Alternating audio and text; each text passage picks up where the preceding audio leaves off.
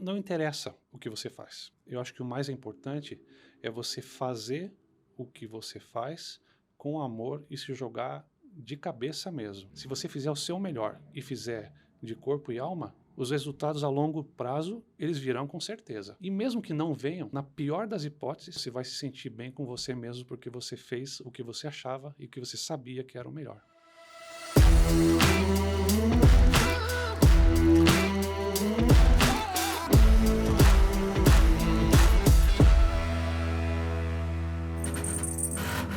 Olá, olá pessoal, aqui quem fala é o Cristiano Bem, eu sou o host aqui do nosso videocast, o ACXcast, o videocast da comunidade Amigos do CX. E hoje temos um convidado super especial, um tema que eu gosto bastante também, que é automóvel. Estamos aqui com Jorge Mussi, que é gerente geral de pós-venda da Toyota do Brasil. Jorge, super obrigado por ter aceito o nosso convite. À disposição. Estamos aqui porque precisar, Cris. Muito obrigado a vocês pelo convite. Legal, show de bola.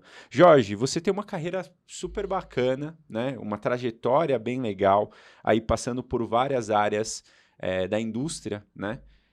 Como área técnica de produto, treinamento, e agora você está como gerente geral ali de pós-venda da Toyota do Brasil. Explica para a gente um pouco desse seu background, por onde você começou, sua formação, fala um pouquinho para a gente. Maravilha.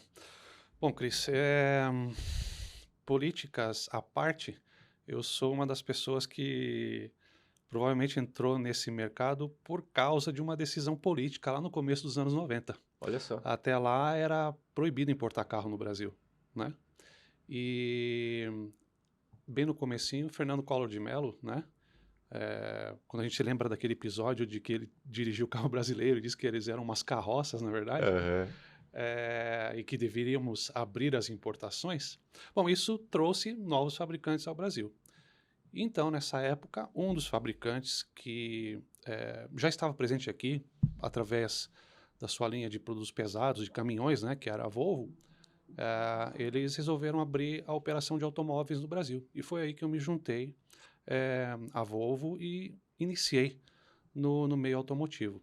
Mas antes disso, a minha formação eu já vinha fazendo curso técnico de eletrônica, no que antigamente, nessa época, era o Cefet, né, o Centro Federal de Educação Tecnológica do Paraná. Uhum. Hoje hoje o nome mudou, hoje é Universidade Tecnológica, UTFPR, Universidade Tecnológica Federal do Paraná, né? Mas é basicamente a mesma escola, né? E eu já estava no 6º período do curso, já muito próximo da conclusão, quando eu precisava fazer um estágio. Você precisa fazer um estágio para concluir o curso, né? E naquela época, como eu estava estudando eletrônica, eu acabei entrando, pasmem, não tem nada a ver com a indústria automotiva. Eu era estagiário numa empresa que chamava ABC Bull Telemática S.A. Ela é mais conhecida internacionalmente como Honeywell Bull. Basicamente, ela fornecia sistemas de mainframe e terminais de computadores para grandes empresas aqui no Brasil, não é? Entre os clientes que eu atendia, por exemplo, lá no Paraná, em Curitiba, um deles era a Telepar, que seria o equivalente à Telesp aqui em São Paulo, que também não existe mais nada disso, né? Porque tudo foi privatizado, não é verdade? Então, eu tinha uma malinha de doutor, de médico. Dentro dela tinha placa de vídeo, peça de reposição, minhas ferramentas, multímetro, entre outras coisas. E eu visitava os clientes para consertar os terminais de computadores, mainframes, unidades de fita, coisas que, nossa vida, não dá nem para dizer o que é isso aí hoje, né? É muito estranho. Enfim, e aí eu estava já no final do meu estágio e, obviamente, depois do estágio, para onde que eu vou, o que vai acontecer, na verdade? E foi aí que entrou a Volvo e a Volvo estava contratando, né, para começar essa operação no Brasil. Eu me lembro até hoje que, quando eu fui fazer a entrevista, eles me falaram que, olha, é que na verdade o que acontece é o seguinte, é que os produtos da Volvo, isso há 30 anos atrás, né, 1992, 31 anos atrás, são tão tecnológicos naquela época, que nós já não buscamos mais técnicos em mecânica. Nós buscamos técnicos em eletrônica que aprendam a mecânica de forma prática. no dia a que dia. legal. Né? E eu já tinha dos dois. Eu já era gearhead, eu já conhecia da mecânica pela prática, não por ter estudado, mas de fazer as coisas com as minhas, né, próprias mãos, era o meu Colocando a mão lazer. na massa ali. Exatamente. E tinha a formação acadêmica de eletrônica, né? Que legal. E aí juntou a fome com a vontade de comer. E até eu me lembro até hoje, o meu primeiro chefe, o gerente de pós-venda, ele me falou assim: bom, tudo bem, você vai dar o suporte para a gente nos carros e se tiver problema no computador aqui na empresa, você também conserta. Então, é claro que, né, você tem 20 anos, você está no começo da Claro. carreira, você topa tudo, né? E a gente foi lá. Foi um período muito intenso, né? É o começo das operações no Brasil. Isso Muito significa, aprendizado, né? não, você trabalha, sei lá, 10, 12 horas por dia, você trabalha final de semana. Esse foi um período, assim, de muito aprendizado, muito intenso, que você dá tudo que você tem. Então, esse período foi muito legal para mim, muito legal porque você é jovem, você tem muita vontade, você tem o sangue no olho e você quer fazer acontecer. Legal. E, como eu te disse, na época juntou a fome com a vontade de comer, né? Deu certo. Isso. E aí eu comecei como técnico automotivo, eu dava suporte para a rede de concessionários também. Uma coisa interessante é que naquela época também, tem muitas histórias aí, vai depender de quanto tempo a gente tem, mas naquela época, o número VIN do carro, que tem 17 dígitos, né? O 10º dígito ele indica o ano hoje, no Brasil, ele indica o ano do modelo do carro, não é verdade? Naquela época, o 10º dígito tinha que indicar o ano de fabricação do carro. Só que os carros já vinham da Europa com o 10º dígito indicando o ano modelo. Então, como é que você pode estar em 2023 com um carro que foi fabricado em 2022 e o 10º dígito está indicando que é 2023? Não pode. O que é que eu fazia? Um dos meus trabalhos era remarcar o chassis de todos os carros Volvo que entravam no Brasil. Caramba. E eu fazia isso de forma artesanal, praticamente. A gente tinha ferramentas, etc. Sim. e tal, mas cansei de fazer isso. E às vezes até hoje vem número de chacina na cabeça, quando YV1, etc. e tal, porque você sabe que os 3 primeiros dígitos indicam o país, né, onde o carro foi fabricado, etc. e tal. Que legal. Né? Bom, mas essa fase passou e depois disso eu passei a ser responsável pelo departamento de garantia. Então era eu quem recebia, administrava todas as garantias no Brasil. Eu recebia dos concessionários os pedidos de garantia, aprovava ou negava, obviamente, né? A gente tem que analisar a situação técnica toda, né? E depois eu os enviava para a Suécia para solicitar o reembolso para a Volvo do Brasil. Isso tudo numa época em que, acredite ou não, você preenchia formulários com papel carbono e mandava em malote para a Suécia. Então, depois de 3 meses, o dinheiro vinha, certo? Né, hoje tudo por sistema e tal. Tudo mais rápido, Isso, né? Exatamente. Bom, aí depois do departamento de garantia, eu administrei o departamento de peças, e aí armazém, estoque, logística, entrega para concessionários, enfim, formação de estoque. Depois passei a ser gerente de treinamento, primeiro para a Volvo do Brasil, né? E aí a gente fazia o treinamento de todos os concessionários no Brasil, mas o negócio foi crescendo bastante e alguns anos depois eu passei a ser gerente de treinamento da América Latina, e aí eu passei a viajar muito no continente latino-americano, especialmente para a América Central, Guatemala. Bom, Guatemala até lá embaixo na Argentina, viajei muito nessa época com um grande colega argentino que me ajudou muito a aprender o idioma espanhol, aprendi junto com ele na prática, mas fizemos muitos treinamentos, preparamos muitas pessoas, o que é muito gratificante, né? Legal. E aí, em 1996, a balança comercial do Brasil estava desequilibrada, as importações de carros eram um dos fatores, e isso porque, na época, o imposto de importação era cerca de, se não me engano, eram 32%. E aí, um belo dia, o governo decidiu aumentar o imposto de importação de 32% para 70%.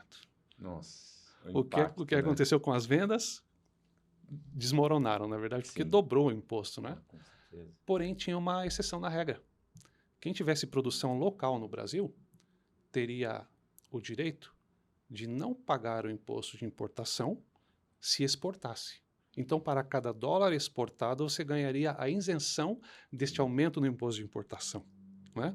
E foi aí que a Volvo Car do Brasil decidiu se juntar à Volvo Caminhões. Uhum.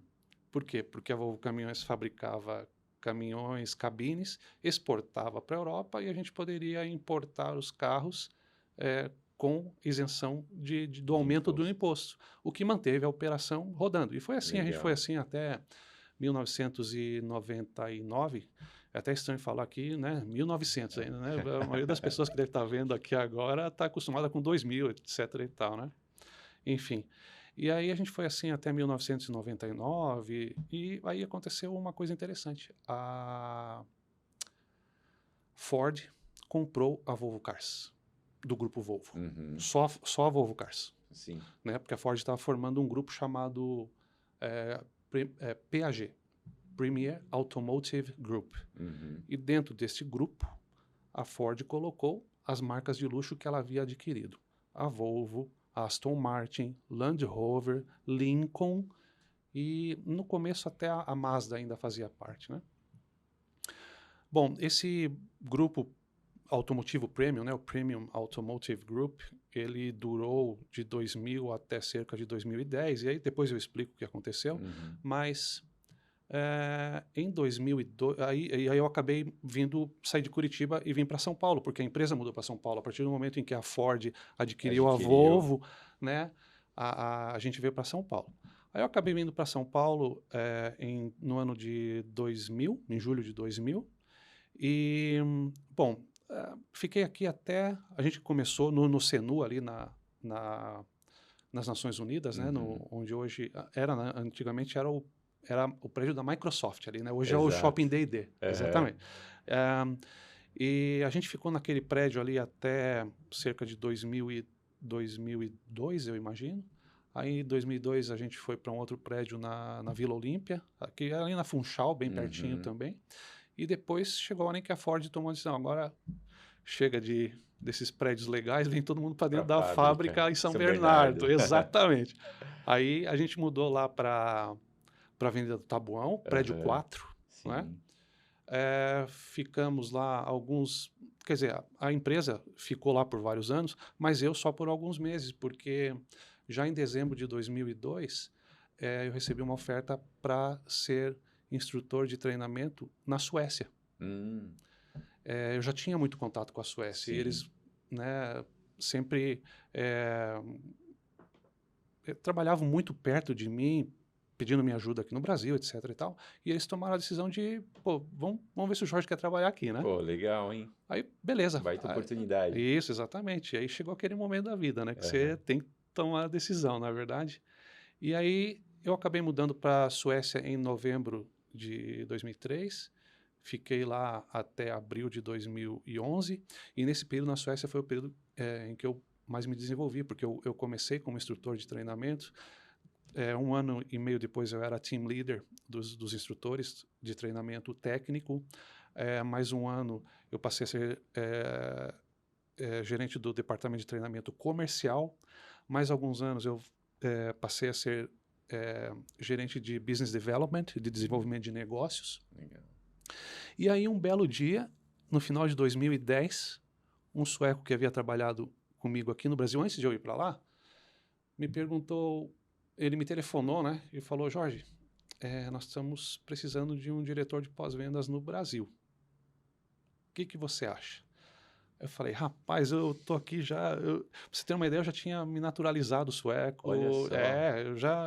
Porque eu não mudei para a Suécia em contrato de expatriação, ou seja, por tempo determinado. Eu já mudei para lá de forma definitiva. Definitiva mesmo. mesmo. Tá. E eu já tinha me naturalizado sueco e tal, e eu falei: rapaz, eu já, né, eu nem imaginei que um dia ia voltar, que vinha uma proposta dessa, mas aí, cara, aí você pensa, né?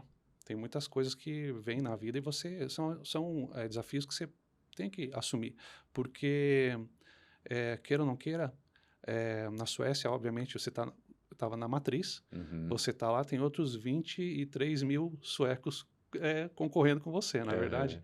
E o fato de vir para o Brasil nessa posição, para mim, era um salto no tempo em uns 10 anos, mais ou menos, porque na Suécia tudo tem data para acontecer, né? Você só não sabe o dia que você morre, mas você sabe quando você termina a escola, quando você vai se aposentar, etc. e tal. E aí o desenvolvimento da carreira é a mesma coisa, e aí você começa a olhar que, poxa, as pessoas, né, se desenvolvem, mas existe todo um planejamento, demora, etc. e tal, e aquela era uma excelente chance, né, de, além de retornar para o Brasil, dar um salto para o próximo nível, né? E foi o que eu fiz. Aí voltamos para o Brasil. Aqui no Brasil eu comecei como diretor de pós-vendas da Volvo Cars, né? Depois de um ano e pouco, de novo, aí entra a política de novo na minha vida. Inovar Alto, né? E o programa para limitar as importações, enfim. De novo, o mercado automotivo passava por um momento em que estava acontecendo muita coisa, montadora chinesa chegando, a JAC e tal, né? E aí é criado o Inovar Alto. E o Inovar Alto, ele requeria que as empresas estivessem muito perto do governo também. Por quê? Porque você tinha que explicar para o governo se você atingiu os objetivos de emissão de poluentes, de eficiência energética e tal, para continuar usufruindo dos benefícios que o Inovar Alto te daria. E aí, um belo dia, de novo, eu recebi o convite do presidente da empresa aqui no Brasil para que, além da cadeira de diretor de pós-vendas, eu assumisse assuntos governamentais da Volvo Cars. E aí eu passei a não só cuidar do pós-venda, mas também frequentemente pega avião para Brasília, vai lá, tem reunião com o pessoal na esplanada dos ministérios. Na época era a Margarete Gandini, né, que era... ela é bem técnica, assim, né, no governo, da parte de desenvolvimento da indústria. Então, a gente reunia muito lá em Brasília e comecei até mesmo a trabalhar nessa época no que hoje é o Rota 2030. Não é? Algumas das consequências que você vê hoje do Rota 2030 e do Inovar Alto é o fato de que você não tem mais carro sem catalisador, não tem mais carro sem ABS, não tem... Enfim, tudo isso contribuiu para encarecer os produtos hoje, mas também para aumentar muito a segurança das pessoas, segurança no trânsito e o meio ambiente, né? Que cada vez mais existe um foco nisso, na verdade. Depois de 7 anos, né, de 2011 até 2018, aqui no Brasil, aí fazendo o trabalho que a gente fez aqui, né? Na época a gente pegou a Volvo aqui numa situação de satisfação do cliente, necessitando, né, alguns improvements, algumas melhoras aí. A gente trouxe uma coisa muito legal para o Brasil nessa época, em 2011, que havia sido desenvolvida também na Suécia, mas que já estava totalmente inspirada na Toyota, que era o Lean Manufacturing. Então, a gente trouxe aqui para o Brasil o sistema de produção Lean para os concessionários, simplificando muito a interação do cliente com o próprio técnico que repara o carro. Isso deu um salto na experiência do cliente na Volvo, assim, que a gente saiu do 5º lugar do último entre as marcas premium para o primeiro em um ano. A gente, em 1 ano e meio. 2011 eu cheguei aqui, né? 2013 a gente já era primeiro lugar em satisfação de cliente. Ficamos 5 anos direto, né? A gente implementou na época um projeto chamado... Ele começou sendo One Hour Stop, onde a gente se propunha a resolver qualquer problema do cliente. 80% dos problemas do cliente em, no máximo, 1 hora. O cliente ia chegar na concessionária, sentar na sala de espera, esperar no máximo 1 hora e ia sair com o carro perfeito. Incrível, hein? Isso. A gente eliminou muitos... E hoje eu vejo as expressões japonesas, a gente eliminou muito mudar. Mudar é desperdício em japonês. Por exemplo, a gente implementou um conceito onde o cliente falava diretamente com o técnico que repara o carro, em vez de falar com um consultor técnico que brinca de telefone sem fio, não é verdade? Porque o consultor técnico recebe a informação, passa para o técnico fala com o consultor e, enfim... Pode ter ruídos deixa eu te falar, vamos fazer uma análise, né? Paralela aqui. Quando você vai no médico, você quer falar com o enfermeiro ou com o médico? Com o médico. Pois é. Com certeza. E quando o médico escuta o teu sintoma, ele não te dá o remédio na hora? Pois é, se você vai na concessionária e fala diretamente com o técnico, e você fala para o técnico, olha, eu estou com vibração, sinto vibração no volante ao frear. O técnico, na hora, vai detectar que os discos de freio estão empenados e precisam ser substituídos ou que você precisa fazer a retífica dos discos. E ele vai dizer isso para você diretamente. E você vai ouvir isso diretamente de quem? Do doutor, do médico. Exato. Na verdade, ele vai te... Especialista. Exatamente. Ali, né? Isso melhorou muito o nível de confiança e de experiência do cliente e fez com que a gente saísse de quarto lugar para primeiro em questão de 1 ano e meio, 2 anos, alguma coisa assim. E aí ficamos 5 anos em primeiro lugar. Bom, deixa eu tomar um fôlego aqui agora. E aí, o que aconteceu? Em 2018, houve... Antes disso, né, houve uma reorganização mundial na Volvo, onde as Américas teriam um hub sediado na região metropolitana de Nova York, em Nova Jersey, na verdade, né, na cidade de Rockley. A Europa, Middle East e Asia estaria sediado em Gotemburgo, na Suécia. E APEC, que seria Asia, Pacific, China, estaria sediado na China, né? Bom, isso é que eu pulei um ponto, né, de que em 2010 a Ford vendeu a Volvo Cars para uma empresa chinesa, a Geely, né? Então você tem, a partir daí você passa a transferir muito know-how, muita tecnologia, muito design, muita coisa da Suécia para um centro de desenvolvimento que foi estabelecido na China. E o mundo foi reorganizado nessas 3 regiões, na verdade. E aí, como a Volvo Cars aqui na Américas estava sediada nos Estados Unidos para cuidar do continente inteiro, foi aí que o vice-presidente de Customer Service, de pós-vendas, né, da Volvo Cars dos Estados Unidos, ele me convidou para que eu assumisse a posição de diretor de pós-vendas para Américas. Então, seria todos os países desde América Central até Argentina, mais o Canadá. Menos Estados Unidos. Não, claro, Estados Unidos é um animal de grande porte. Qualquer espirro lá. Exatamente, né? Exatamente. Então eu passei a morar lá, mas tomando conta de Canadá e América Central para baixo, né, todos os países. Aí junto com o time responsável por Américas, eu era o diretor de pós-vendas, você tinha o diretor de vendas, tinha o diretor de marketing, tinha o controller, o financial controller, você tinha o pessoal de produto e nós tínhamos um vice-presidente da região, né? Mas como tudo no mundo são mudanças, novamente houveram mudanças. E essa organização ela foi dissolvida e o hub foi passado aqui para São Paulo, né? Para cuidar da América Latina. Concomitantemente, meu contrato de expatriação terminou. Em 2020 eu retornei para o Brasil. Voltamos no meio da pandemia, o mundo caindo, né, lockdowns, etc. e tal, e eu acabei saindo da Volvo. Depois disso, e aí não demorou 4 meses, aí a Toyota começou a me entrevistar, mas como a Toyota é muito bem planejadinha, tudo certinho, né? Foi um processo aí que demorou cerca de 7 meses, né? Mas enfim, foi muito legal, foi muito bom. E assim, Deus escreve certo por linhas tortas, a verdade, às vezes. E você entende que a empresa que é a mãe do Lean Manufacturing, a empresa que é toda focada em processos, etc. e tal, que eu admirava tanto lá atrás, que eu me inspirei para fazer as coisas que eu fiz, ela acabou me contratando. E aí eu passei a ser o General Manager responsável por toda a operação de pós-vendas e de Toyota. E a tiracolo você recebe a Lexus, porque a Lexus está aqui no Brasil, mas está toda dentro da Toyota, exatamente. Agora já estou na metade do meu 3º ano na Toyota e estou muito feliz e super intenso. Caramba, não sei quantos minutos foram, mas... Não, super legal, super detalhado, e é legal que a tua história vem com a história do setor também, né? Que você contou alguns fatos super importantes envolvendo política. E eu lembro que nosso primeiro contato, você estava saindo de uma e entrando na outra, a gente exatamente. começou a conversar ali, foi muito legal.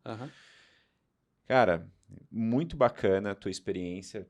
tanto aqui no Brasil como fora, em outros países também, sempre focado em oferecer uma melhor experiência, né? Para Exato. o cliente, para os colaboradores.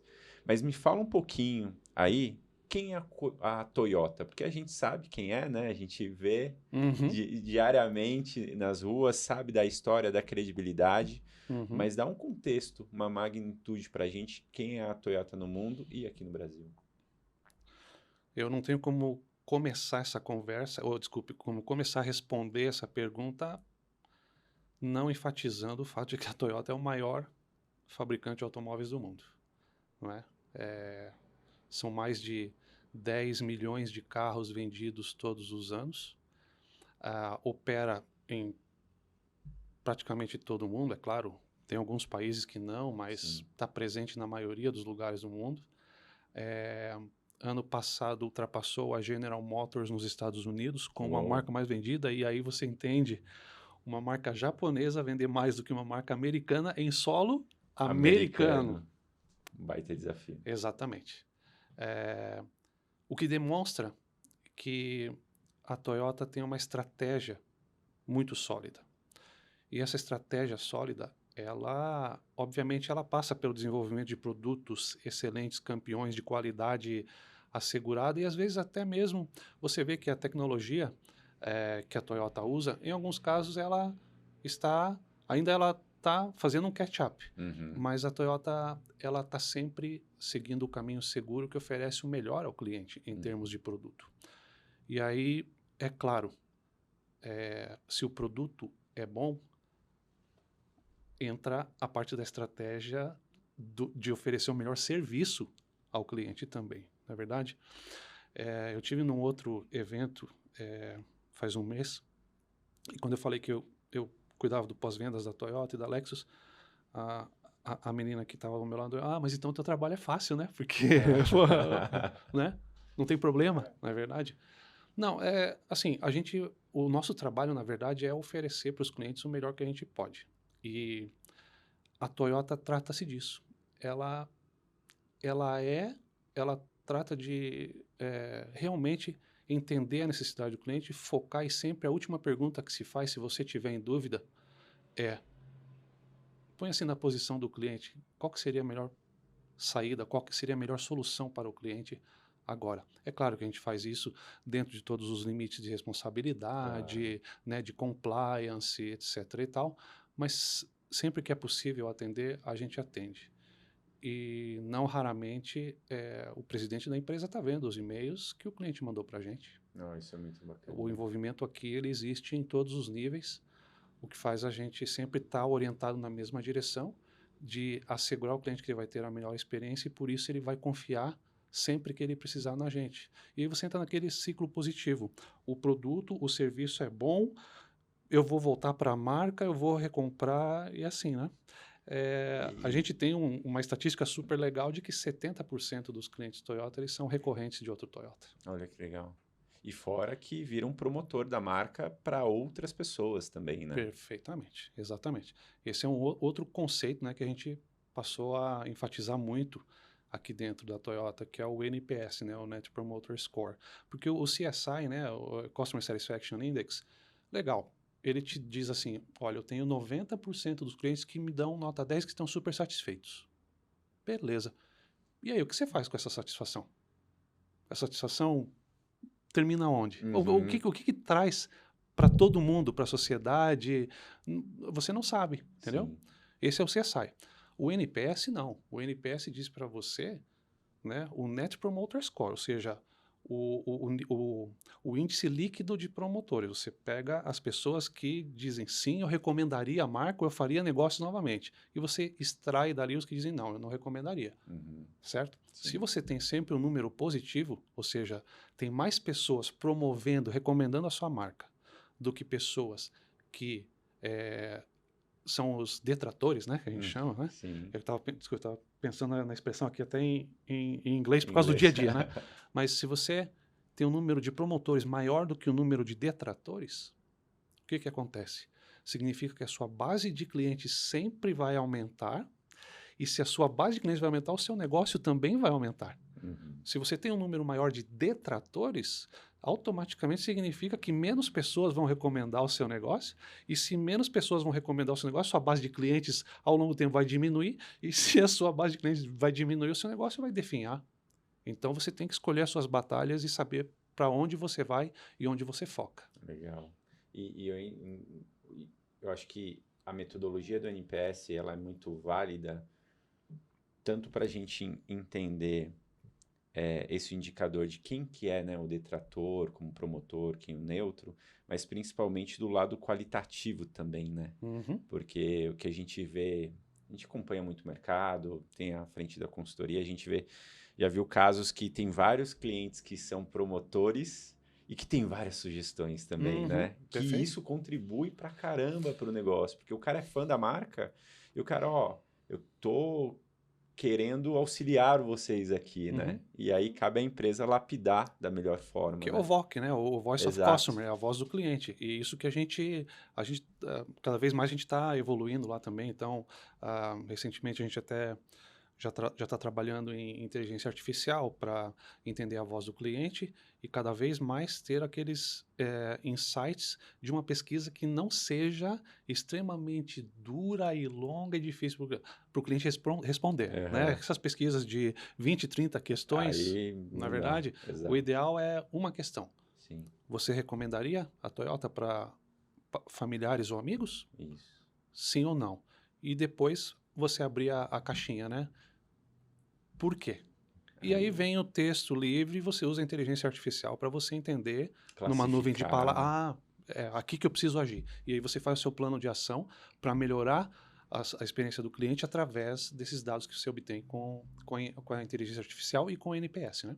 Muito legal. É super importante isso, né? Até eu costumo dizer que voz do cliente é ouro, a gente só precisa, né, Polir. filtrar, polir. Exatamente, Uhum. exatamente. A Toyota ela é uma marca que ela se destaca muito pela qualidade, como bem falado aqui, né? E eu vi até antes do nosso papo, já tinha, mas eu já sabia disso, mas eu procurei pesquisar ali Uhum. e vi que a Toyota nos últimos anos ela se destaca muito, não só pelo produto dela, mas principalmente pela questão do pós-venda, Uhum. né? Que é o famoso as a service quando né? Aham. Que a gente fala. E aí eu busquei aqui identificar quais são os critérios, Uhum. né? Então eu vi aqui que prazos de realização do serviço entra como critério, a questão do preço, da pontualidade do serviço, da qualidade do atendimento, entre outros ali Aham. que estão compostos, né? Como vocês mantêm isso? Uhum. Assim, eu sei que há todo um workflow, uma metodologia, processos, mas essa consistência é muito legal, né? Uhum. Então, eu queria entender como vocês mantêm, quais são as bases fundamentais para manter isso vivo. Uhum. É, de todos os itens que você falou, prazos de entrega, preços, né, a qualidade dos serviços, eu não tenho como não dizer que todos estão baseados no TPS, né, no Toyota Production System. Uhum. E, na verdade, estão mais ainda baseados no Gemba, que a gente sabe, né, Isso. que é a realidade, é saber o que é que acontece lá na ponta, né? A gente tem muitas ferramentas para captar tudo isso que acontece dentro da nossa rede, mas a principal dela é o fato de que isso me impressiona até hoje, nesses 3 anos aí que eu estou na Toyota, né? É, é impressionante como o presidente da empresa, ele vai e visita a concessionária. E ele entra na oficina, ele entra no departamento de peças e ele olha se tem backorder de peças e ele pergunta por que tem aquele backorder e é verdade, é isso, entendeu? E isso para mim é fundamental. Eu acho que essa é a base que nos traz tudo isso. É claro, eu posso te detalhar aqui muito mais Claro. itens estratégicos aqui que a gente usa, mas para preços a gente faz pesquisas para saber exatamente no mercado como que a gente está em relação à concorrência, a qualidade. A gente usa muito a voz do cliente para saber os pontos onde a gente tem que melhorar e sempre existe espaço para melhora. A Toyota sempre busca isso, né? Não existe perfeição. A Toyota está sempre buscando mais disso. Os prazos mesmos, eles fazem parte de um processo todo, o processo do Lean Manufacturing, que é aplicado no dia a dia das concessionárias, onde você tem a revisão expressa, onde você tem 2 técnicos trabalhando para fazer a revisão de um carro em 35 minutos, Olha só. num box de trabalho. Então você sabe que tudo isso está super bem estruturado, é uma filosofia da marca que vem há muitos anos, e mais ainda, essa mentalidade ela permeia a gente por conta de um fato bastante interessante. Eu tive no Japão finzinho de abril, começo de maio desse ano, e me chamou a atenção. Eu nunca tinha ido para lá, né? E obviamente eu não conhecia a história da Toyota. Quando eu estive no museu da Volvo, desculpe, no museu da Toyota, né? E vi que o primeiro caminhãozinho que a Toyota fez e que foi entregue para um cliente, ele teve um defeito, ele quebrou. E os japoneses, o próprio presidente da empresa foi correndo junto com o pessoal de suporte para reparar o caminhão o mais rápido possível, porque ele sabia da dor que o cliente estava passando naquele momento, porque o caminhão estava parado e não estava produzindo, certo? Sim. E eu até eu vi toda aquela situação e me dei conta que aquilo inspira a Toyota até hoje. E você vê isso quando o presidente aqui diz para você: eu vou fazer agora um Gemba, eu vou no warehouse, vou ver como é que está a operação de peças, eu vou no concessionário, né? Está envolvido ali, exatamente. Né? Isso já está no DNA da própria organização. É isso aí, é isso mesmo. Exatamente. Eu acho que de formas gerais, esse é o segredo de a gente manter tudo isso. Mas isso requer muita dedicação e muito trabalho, muita disponibilidade de tempo. Com certeza. Você vê que toda a empresa está dedicada a isso, a entender lá do Gemba, o que passa, para você poder mudar a sua estratégia quando necessário. Para quem não conhece, quem está vendo a gente e não conhece o termo Gemba, explica um pouquinho o que é.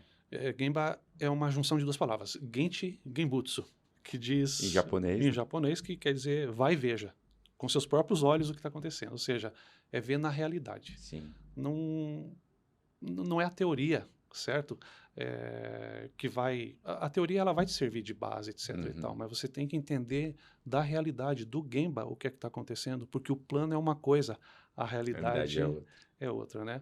A gente até estava falando agora há pouco de todos de como que a minha carreira se desenrolou e até da formação, esqueci de mencionar, né, que eu fiz administração de negócios e depois agora recentemente eu concluí, faz 6 meses eu concluí meu MBA na FGV, em Gestão Estratégica e Econômica de Negócios. Show. E é impressionante como você, no MBA, você também vê muito das teorias. Mas o mais interessante ainda é que na FGV eu era o único da sala que tinha mais de 48 anos, vamos dizer assim, tá? Enquanto as pessoas, os meus colegas todos, 25, 30, né? E foi muito legal ver como a experiência que a gente tem, né, de 30 anos de estrada, na hora que você leva para o meio acadêmico, que é levar o Gemba para dentro da universidade, da levar academia mesmo, para dentro da sala de aula. Sim. A diferença que isso faz. Muito. Porque as pessoas jovens, elas são muito ágeis para criar um PowerPoint, um plano, etc. e tal. E aí, nos nossos grupos de interação, eu dava o input, olha, mas na realidade acontece assim e tal. Pô, e a gente ajustava, né, os planos e saiu muito bem. É mais uma prova de que o Gemba, na verdade, ele tem que ser usado não só no trabalho, mas na vida inteira. Né? Com certeza. E até mesmo no TPE, o TPS, o Toyota Production System, né? É muito legal, porque, de novo, ele se baseia no Gemba. Então, no Gemba, a gente vai analisar lá, por exemplo, que para você fazer um determinado trabalho no carro, você tem que sair dessa cadeira, andar, ir até aquela mesa, pegar a ferramenta, voltar aqui, porque o carro está aqui, perto de você, certo? E aí a conclusão mais óbvia que você chega é, por que a ferramenta está lá? E por que ela não está aqui? Porque você tem que ficar lá, tem que ter um controle, ela tem que ficar fechada, né, travada, etc. Tá, mas você não pode fazer isso aqui e Deste lado simplificar aqui. muito mais, né? E, não, mas veja bem, você só economiza 30 segundos nessa caminhada. Ah, pois é. 30 segundos vezes 10 carros num dia são 3 minutos a É. mais de produção que você Agora pode. imagina no ano. Imagina, coloca isso no ano. Eu tenho o TPS até mesmo na minha casa. O café da manhã, a torradeira está do lado da máquina de fazer café, que está do lado do refrigerador, que está do lado do micro-ondas, e já deixo no dia anterior as frutas cortadas e o suco de laranja pronto, para que no dia seguinte, quando eu acordar às 5 horas da manhã, eu só Seja pego fluido, né? tudo. Exatamente. É Legal. isso aí. Muito legal Acho que mesmo. esse é o segredo de tudo que você me perguntou. Ah, nossa, ótimo. E explicou super bem. E a gente vê que a indústria em si, quando a gente está falando principalmente da indústria auto, a gente tem a Lei Ferrari, né? Opa. Que tem as Que regula, concessionárias que regula, né? a relação entre o concessionário e o fabricante. Exato. Então, é uma relação B2B2C ali, acaba sendo, né? Lógico, vocês sempre focam no C, mas tem essa relação. Como que é isso? Na sua visão, qual é a melhor forma de potencializar essa relação com o concessionário para isso impactar o cliente lá na ponta? Escutando. Quando a gente chegou, bem no meio da pandemia, assim, foi um período bastante difícil para todos os fabricantes, né? E uma das primeiras decisões que eu tive que tomar na minha primeira semana na Toyota foi sobre o lockdown que havia sido determinado. Sim. E se nós deveríamos continuar com a operação de peças ou não. E tinha que parar o warehouse também, não é? Uhum. E eu acho que o segredo de a gente... E veja só, parar a operação de peças, o warehouse, por causa de determinação de saúde pública, etc. e tal, é um fato muito sério, porque você, ao mesmo tempo, foi permitido que serviços básicos da sociedade continuassem funcionando. Então, a oficina continua sendo um serviço que pode ser prestado, mas como é que eu vou fazer uma oficina funcionar se eu não puder fornecer peças para que as revisões sejam feitas, etc. e tal, na verdade? E a gente chegou nisso tudo em um diálogo, ouvindo a rede Toyota, discutindo muito com ela, todos os aspectos, os prós e os contras, e junto a gente sempre chegou na melhor decisão, o que moveu a empresa toda na mesma direção. Eu acho que esse é o segredo. Existe a Lei Ferrari, claro, a Lei Ferrari deve ser cumprida, seguida, claro, sem dúvida nenhuma. Mas eu acho que, independente de ter uma Lei Ferrari ou até mesmo uma lei do consumidor que determina que você tem que consertar, qualquer produto, né, tem que ser reparado dentro de 30 dias, independente de tudo isso, você tem que pensar no que é melhor para o cliente. Exato. E não é porque o período de reparo que está na lei é 30 dias que você vai reparar o carro em 30 dias. Você vai fazer o melhor que você pode, claro, não é verdade? Claro. E para isso, para que essa relação e o concessionário lá na ponta é o executor da estratégia da Toyota. Então, se não houver um diálogo muito legal, se as pessoas não sentarem para conversar, e a gente tem uma comunicação muito boa com a nossa rede, eu diria que nós temos provavelmente uma rede que deve ser a melhor rede de concessionários do Brasil, que dialoga, que fala, que entende com a gente. Eu acho que a gente não seria também o número 1 em satisfação do cliente e em promotores, né? Não só em satisfação, mas em promotores. Pô, que legal. São quantas ordens de grandeza, assim, quantas lojas? 289. Espalhadas no Brasil inteiro. Exatamente. Legal. É isso mesmo. Show. Bom, eu dei uma pesquisada aqui para saber quantos anos tinha a Toyota, né, e tudo mais. Veio a data aqui para mim de, assim, mundialmente, 1937. Isso. Né? Teve uma história um pouco antes ali e tal, mas como empresa mesmo, 1937, que aí dá mais de 80 anos, daqui a pouco já vira centenária, Isso. né? E aqui no Brasil, cerca de 60 anos já, né?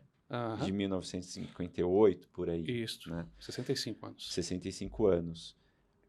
Para uma empresa desse porte, que carrega tanta credibilidade nos produtos, que a gente vê agora no serviço de pós-venda. Qual é o principal desafio em relação ao tema de centralidade no cliente? Eu acho que você deu algumas pinceladas aqui já, mas na tua visão, qual que seria? Tem uma expressão em inglês que seria muito boa, mas acho que ela é intraduzível aqui, que é get your ass off the chair. Isso é Exatamente. ótimo. Tá? Exatamente. Eu acho que esse é o principal desafio.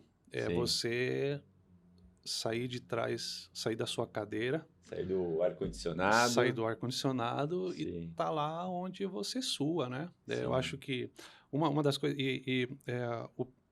o pessoal da minha equipe, quando eles estão junto comigo numa visita a concessionários, eles já sabem qual vai ser o roteiro. Eu vou fazer o caminho do cliente. Legal. É a primeira coisa que eu vou fazer. O que eu vou fazer? Eu vou chegar na concessionária e eu vou perguntar para eles onde é que o cliente vai, por onde o carro do cliente vai entrar, onde ele vai estacionar. Deixa eu ver. Aí eu vou lá, vejo onde o cliente estaciona, saio do carro, começo a andar. Ah, o cliente vai esperar aqui nessa recepção? Tá certo. Aí você olha, né, as condições da recepção. Ah, e daqui depois, o que vai acontecer? Ah, não, o carro vai lá para dentro. Ah, me mostra onde o carro vai. E assim vai, não é verdade? Eu acho que não existe nenhuma forma melhor de você manter esse desafio, né, de você manter a reputação da marca, do que você estar realmente fazendo o caminho do cliente e sentir a dor dele. Eu acho que virou até meio que uma expressão muito comum hoje, né? Tudo é customer centric, tudo é customer centric. O que é customer centric? É você fazer um produto ou um serviço que coloca realmente o consumidor ou o cliente no centro para entender o que é que ele precisa. Sim, talvez, mas também é você estar lá. Não existe nada mais customer-centric do que você se fazer passar pelo cliente. Exato. Eu acho que esse é o principal ponto para manter a reputação da marca. A gente tem que entender muito disso. E aí, isso é um ponto super importante. A gente já entrevistou pessoas de várias indústrias aqui, e a gente fala no mercado também, e esse é um dos pontos que é sempre levantado e que muitas vezes, quando a gente está falando de uma área mais estratégica, que a gente traciona tal, há uma certa dificuldade das pessoas, dos executivos saírem e irem para frente, né? Mas não pode haver, né, Jorge? Isso. Porque é ali que você tem muitas informações preciosas também para lapidar, né? Para, às vezes, alguns insights, entre outras coisas, né? Não, e certeza, e eu acho que isso a Toyota faz muito bem. De novo, talvez não querendo ser repetitivo aqui, mas quantas vezes o próprio presidente aqui da empresa marcou uma visita ao concessionário onde ou eu acompanhava o presidente ou o gerente geral de vendas, ou o diretor comercial, ou o diretor da Quinto, né, que é a nossa área de aluguel de carros, né, por assinatura. Ou seja, sempre a liderança da empresa ela está focada em estar lá onde o cliente está. Legal. E o presidente não vai lá só para tomar café, para olhar o piso da oficina se ele está brilhante, não. Trabalho atuante mesmo. Exatamente. Legal. Ele vai lá no quadro de peças lá para ver por que a peça não foi entregue no prazo correto. Isso tem um impacto na cultura que é muito forte, né? Porque não é a cultura que está ali na parede, que é bonita, que é falada, tal, mas ele realmente arrasta como exemplo, né? Falando, pô, o presidente está aqui, está fazendo isso, imagina, né? Muito legal. E a gente comentou um pouco disso, a Toyota aqui no Brasil, tem a Toyota e a Lexus, né? Perfeito. E você lidera a frente de pós-vendas para as duas marcas, isso, certo? Exatamente. Qual é a estratégia relacionada a elas? Tem alguma estratégia diferente para uma marca, para outra marca? É a mesma base? Como que é isso? Não. Quando se trata de Lexus, o perfil de cliente é diferente. Então, recentemente, a gente lançou um novo programa aqui no Brasil que se chama Lexus Care, que, na verdade, esse programa já existe nos Estados Unidos também. E nós trouxemos ele para cá, obviamente, considerando as necessidades locais do Brasil. É contextualizado para cá, né? Exatamente. Então, por exemplo, quando você vê um Lexus Care, a Lexus é a única marca do Brasil que tem 5 anos de garantia, única marca premium do Brasil que tem 5 anos de garantia nos produtos, que tem 5 anos de assistência 24 horas. Olha Tem só. uma série de benefícios de ter um Lexus por causa do Lexus Care, e a gente está comunicando isso agora. Legal. A gente precisava fazer isso, na verdade. E a Toyota, ela tem, os produtos da Toyota têm 5 anos de garantia, etc. e tal, mas o perfil do produto é outro. E esse perfil da assistência que a gente dá ao cliente Toyota também é um pouco diferente da Lexus, porque são dois clientes de 2 segmentos diferentes, que são atendidos de forma separada também, né? Então, o cliente Lexus, apesar de algumas lojas ainda serem wall-to-wall com a Toyota, o staff é separado para atender somente esse cliente, né? Ah, tá. São equipes diferentes. Exatamente. Legal. É isso mesmo. Por exemplo, aqui se você for ali na Cidade Jardim, né, na Avenida Europa, o showroom da Lexus é da Lexus, né? Não é junto com a Toyota. Em algumas outras cidades a gente aproveita essa sinergia, mas como tudo é complementar, veja só, né? Ao mesmo tempo que a gente opera a operação Lexus e a Toyota, a gente tem uma tremenda arma na mão. A gente tem 289 concessionárias Toyota espalhadas pelo Brasil, que em caso de necessidade de um cliente Lexus, eu posso, em último caso, usar aquela concessionária para mandar uma peça para lá e atender o cliente aonde eu estiver. Isso nos dá uma capilaridade enorme que nenhuma outra marca no Brasil tem. E facilitando a experiência dele, né? Sanando uma dor que muitas vezes, né? Novamente centralizado no cliente. Legal. Exatamente. E na sua visão, a inovação, ela tem uma correlação com a experiência do cliente? Como você vê isso? É muito legal essa pergunta porque o próprio Japão, a própria cultura japonesa, ao mesmo tempo que ela é tecnologicamente avançada, ela também tem os seus pontos tradicionais muito legais que eu aprendi a admirar também aqui nesses 3 anos, né? E a inovação, para mim, e eu acho que a Toyota, não para mim, mas acho que para a Toyota, né? Ela é muito importante se ela traz de fato algo que se chama valor agregado para o cliente. Para que é que você precisa ter um sistema extremamente complexo se ele não ajuda em nada? É só para dizer que é bonito? É legal ter no showroom um simulador 3D virtual do carro, etc. Putz, é fantástico. Mas... agrega. Exatamente. Ajuda mesmo? Olha... Se não ajuda assim, ajuda assado. Beleza, vamos fazer desse jeito então. Então sempre você tem que ter esse olhar amplo para não descartar nada e também não ficar fixo a uma só tecnologia, não é? Um exemplo de inovação, né, que eu vou te dar agora. Faz 1 ano nós iniciamos um projeto muito legal aqui no Brasil. E ele se chama o T-Service. T-Service é o seguinte, os carros que estão fora da garantia, né? O cliente normalmente você já sabe que ele já foi para o mercado paralelo, ele já está em outras oficinas, centros automotivos, etc. e tal. Mas então, por que nós não podemos criar o nosso próprio centro automotivo que oferece ao cliente que está fora da garantia, com carros já de 6, 7, 8, 9, 10 anos, serviços e peças com preços competitivos? Então a gente criou uma nova marca, estamos criando, né, essa nova rede. Hoje a gente tem 2 pilotos funcionando, um aqui em São Paulo e outro em Campinas, que já trazem para a gente excelentes resultados, tanto de aumento de satisfação quanto de retenção do cliente em 1 ano de operação. E esse é um exemplo de inovação que agrega. Exato. Na verdade, quem pensaria que a própria marca pode fazer uma rede de oficina que se equipara às oficinas do mercado paralelo, mas que está sob supervisão da marca, entendeu? E isso é um ponto super positivo, né? Uhum. Porque eu acho que quando o produto sai da garantia e o próprio consumidor ele opta por ir para outros serviços ali, Uhum. vocês acabam abrangendo e muitas vezes reconquistando até essa pessoa que estaria perdida ali, né? Exatamente. Esse é o Pela, objetivo. pela credibilidade da marca que está Exatamente. ali, né? É Muito isso mesmo. legal, muito Uhum. legal. Pessoas, processos, dados e tecnologia são palavras que eu acredito que faz muito parte do seu dia a dia aí. Aham. Qual a sua dica para a gente tracionar todos esses elementos aí para gerar resultado?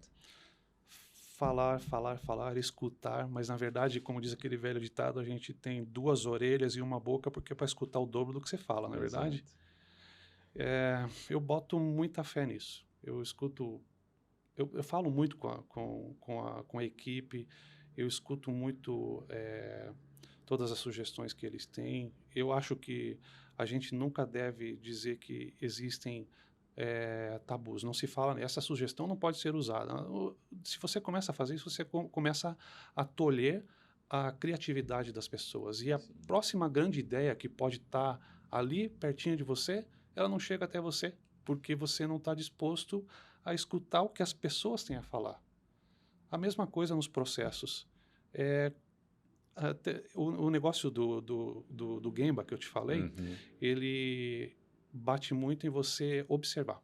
Ou seja, você senta, você para e você observa. E através da observação do que está acontecendo, você tem insights para melhorar os processos. Você tem que estar disposto novamente a escutar e não se ater sempre a uma ideia fixa. Sim. A flexibilidade, ela é fundamental. O mundo está mudando todo dia. Por que você não pode mudar? Por que você tem que se ater a ideias fixas, a ideias que sempre funcionaram? Ah, legal, né? Como tem aquela velha ilustração, né? Que a gente volta e meia ver nos posts do LinkedIn, né? O navio tá afundando. Ah, mas a gente sempre fez assim. Mas o navio está afundando. Ué, E aí, o que você não, vai fazer não, mas a agora? gente sempre fez assim. É engraçado, Né? né? Então, para mim, pessoas, processos, tudo, o grande segredo é você estar disposto a escutar e estar de mente aberta. Você acredita que o consumidor brasileiro, nesses últimos anos, mudou muito? Ah, ele mudou. E especialmente a geração Z agora, né? É isso, né? Não, depois vai faltar letra, né? Eu tenho que olhar às vezes, tenho que procurar na internet. Que Tá, confunde então, mesmo. geração, o Baby Boom até 1946, se eu não me engano, aí de 46 a 64 é a geração X. Me esqueci agora, enfim. Mas, enfim, eu acho que especialmente a geração de 2000 para cá, Sim. ele mudou muito. Tudo é muito mais imediato, sabe? Eu acho que isso chegou na gente também. Uhum. Eu não sei você, Cristiano, mas se eu tiver que falar com o call center, ficar pendurado no telefone, olha, caramba, hoje a gente quer tudo mais no WhatsApp, num aplicativo, num chat. Na verdade, que você pode solucionar as coisas de forma muito mais rápida. Eu acho que o consumidor do ano 2000 para cá, ele é muito mais imediatista do que ele era antes. Mesmo porque eu acho que houve toda uma revolução tecnológica, o acesso à informação, acesso às tecnologias de comunicação. E por causa disso, justamente, lá nos anos 90, até era tolerável você pegar um telefone, né? Na verdade, nem você tinha que Tinha que discar. discar, na verdade. Não era rodar, né? Mas discar. Então, você tinha que fazer isso ainda, e aí você tem que esperar atender, etc. e tal. Hoje é tudo muito mais rápido. Hoje mais dinâmico, a tecnologia fez com que o consumidor, o perfil do consumidor, o comportamento dele mudasse drasticamente. E eu acho que até as soluções que a gente acessa no nosso dia a dia, né? Um Netflix, uma Amazon, essas questões, você faz uma compra no Mercado Livre, então muitas vezes você dá 3 toques ali e você já resolve o seu problema, né?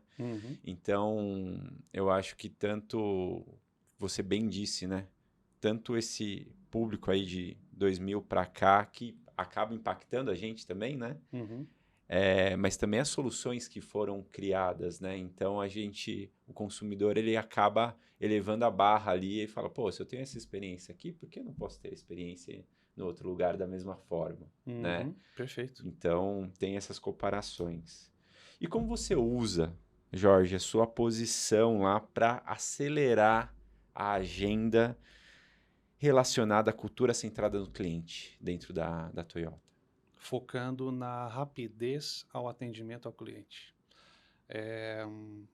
E até é engraçado você fazer essa pergunta agora, porque uma das coisas mais legais que acontecem lá dentro da Toyota é que a cada ano todos os departamentos têm que desenvolver um projeto baseado no TPS, no Toyota Production System, né? Uhum. E não necessariamente isso está ligado com o fato de você achar uma forma mais ágil de produzir o carro, de produzi-lo de forma mais rápida.